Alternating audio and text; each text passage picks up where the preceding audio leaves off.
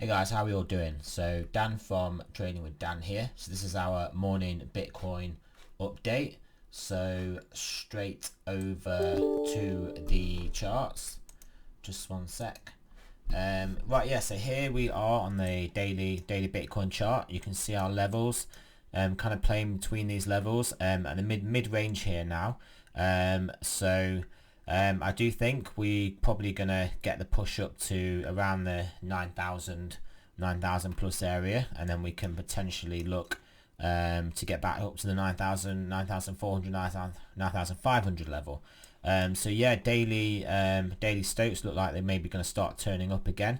And then we've got these averages, moving averages to 250, both sloping upwards pretty nicely, offering some support underneath for the price. The 21 daily is starting to curl down a bit, but if we do regain that, then that would be a very good like a very good test of the higher period moving average, and then we regain and start hugging the 21 like we have been doing for quite a while in the price action.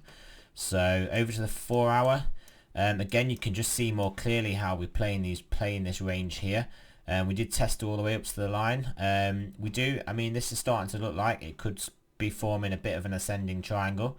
So even if we get a move down to around the 8,700 level, that could give us and then obviously start to move back up again. That could give us the impetus, the potential to push back through this high here, back through this level, and back towards, well, just to basically play this range. If we don't blast straight through, because also we obviously know we have the CME gap, which is up to about 10,000, so it's literally up to here. There's a big CME gap here, so we could before anything else just look to close that gap. I do believe if we get through here, break up, and then start to move up through here, I think it's pretty much certain we will test that CME gap. We will close, sorry, that CME gap.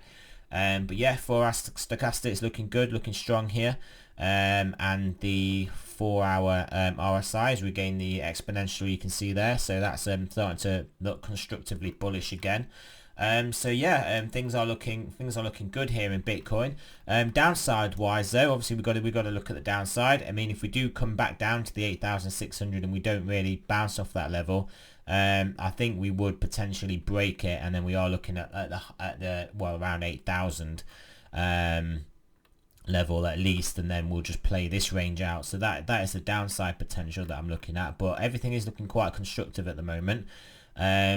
These sort of wicks where we're getting bought up, we've got some pretty big buy ups of these wicks, so that's bullish for the price. Obviously we've got one to the top there, but I mean that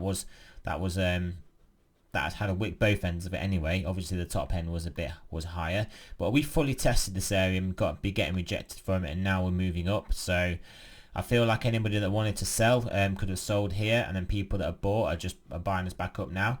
And these people that have sold are just gonna get squeezed, and we'll potentially go and fill that CME gap. So that is pretty much what I'm looking for. Let's see if we've got anything else on the 1 hour.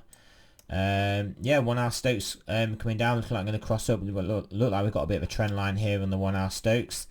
If we you can see here, so maybe that test down a little bit further, like I said, with around a 9,007. Oh, sorry, we're putting on horizontal lines here.